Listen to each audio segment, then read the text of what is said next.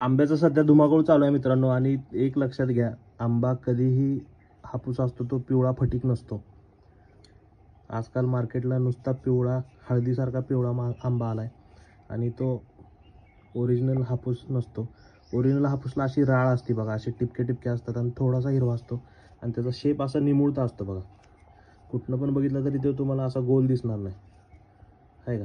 असं व्यवस्थित गोल दिसणार. कुठला बी आंबा घ्या तुम्ही, हे बघा त्याचा शेप बघा, हे बघा. त्यामुळं काय होतंय, म्हणजे तो आंबा खराब आहे अशातला भाग नाही, पण तुम्ही अशा आंब्यासाठी जास्त पैसे देताय ज्याची किंमत ती नाही आहे. म्हणजे तुम्ही फरारीचे पैसे देऊन मारुती 800 घेतल्यासारखा विषय झाला आहे मित्रांनो, हे बघा.